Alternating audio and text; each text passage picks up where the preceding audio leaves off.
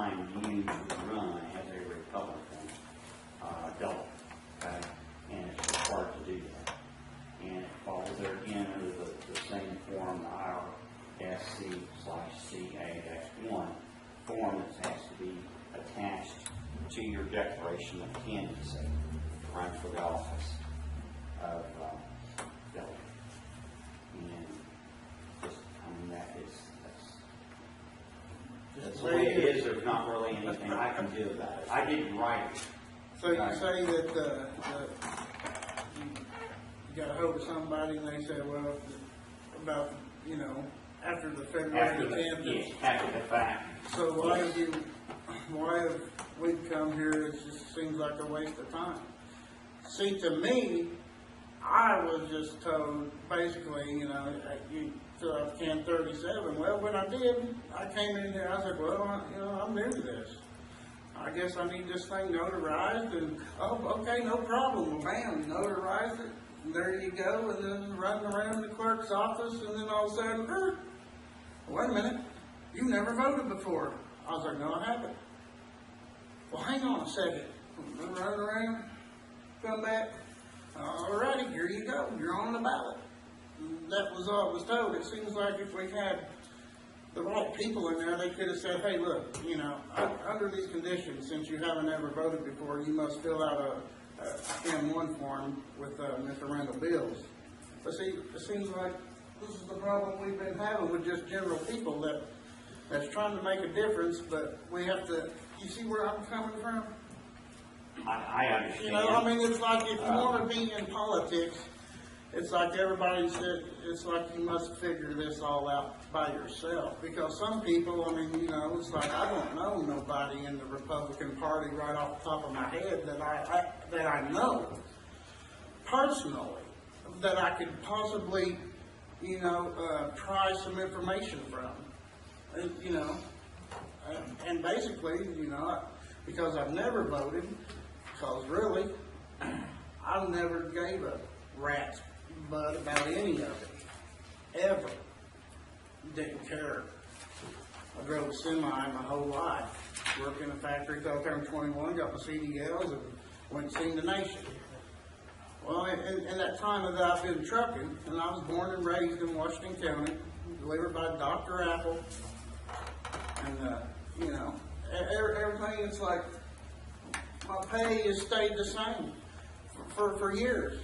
I mean, it don't go up or down. Well, you know, maybe the company makes a little more with fuel surcharges, but that don't help me none. But the cost of living is skyrocketing. And just like this fellow said, you know, that, what about my children? I'm so scared of how this country is going, and it, you know, I don't know why the veil got lifted from my eyes, but it did. I'm just trying to make a difference. I'm tired of all the biased politicians in this world. I'm tired of it all. I mean, it just seems like to me that it's a money thing. You know, basically, and I just like what I'm getting at is like the voting part. Like I say, I've never voted before. I've never even cared to. But then I got to digging in a little deeper. Then I figured out that the primaries and the straw polls, they're pretty much useless.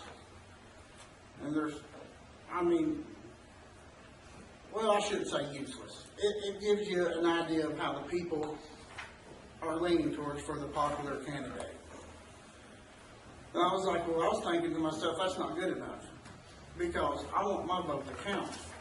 Okay, so I figured out, you know, that, hey, you know, if you run for delegate, and perhaps if there's not many people running, then, you know, you got so many spots available, and you might be able to fill that spot, then go to the convention. And then that's where it really counts, you know, and I'm just tired of everything. Every state that's had their primary or caucus this year has screwed it up. They're idiots. And we need different people. We need real people in there, real citizens, no matter what their party preference is. I know that might sound bad, but I don't know how else to explain it. No, everybody's got their rights to. I mean, I really don't know how else to explain it to you, sir. Right. I mean, I really don't. understand. All I know is I want my children to be able to be free and live in this, you know, grow and prosper and live their life. But it seems like I've struggled my whole life just trying to make ends meet. Like I say, I drive a tractor trailer. Do you know how many laws they put on me? Well, let me give you for instance. You see the size of me? Mm-hmm. My last physical, they measured my neck. And they said, if it's over 17 inches, you're denied. You know why? Well, it's nobody's fault but myself for being fat. But there is a law. Or maybe not a law, it's a stipulation through the federal government, you know, that you have to have, and see what they classify that is, if your neck's bigger than 17 inches, then you automatically have sleep apnea. And if you have sleep apnea, then you automatically are denied your CDLs, which is the way I make my living. That's crazy. That's crazy. I'm tired of just dumb, unjustified laws. I mean, it just seems like there's people that's trying to just make it benefit for themselves, and I'm just an ordinary citizen that drives a tractor trailer. And I'd like to say, I'm blind to all this political stuff. I really don't know where to start. No one notified me. I thought I was doing something good. You know, hey, you know, if you possibly be a delegate, then, you know, you might make a little bit of difference. But now I've been challenged because the right forms hadn't been filled out. Well, I wasn't notified till way past February the 10th. You know, so what's the point? So, you know, if you guys put me on the ballot, sweet, I'm going to campaign my ass off. If not, then I'll take it as a learning process, and I'll see you in 4 years. I'll do a lot of studying, because apparently there ain't nobody going to help me out along this journey. Because if they would have, whenever I first walked into the clerk's office, say, well now, or if they had the knowledge to, or whether they just had a busy work day, whatever the deal might have been. But I was only under the assumption that I had, as long as I filled that CAN 37 form out and had it notarized, and had it sent off or whatever they did, you know, then, and sure enough, they said I was on the ballot, and then all this stuff came up. I'm like, well, what's all this about? I filled out the form. But, you know, it's just a learning process, and that's my views, and that's all I have to say to you, man. Yeah. Well, I understand, and I sympathize with you under the situation and everything. And as I said, why I did go that far trying to find out if I could do that and certify.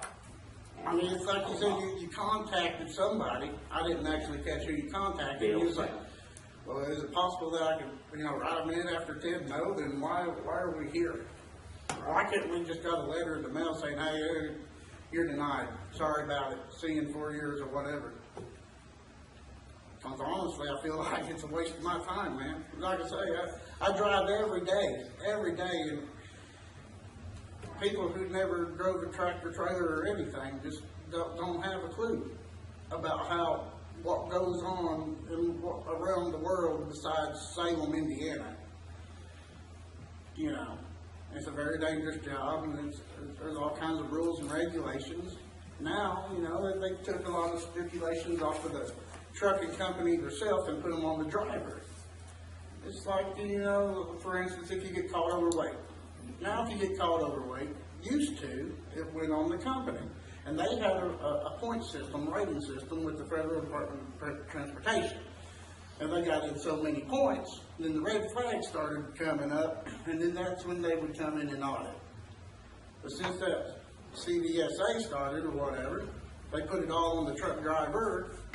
So now, if you get caught overweight, the points go on the driver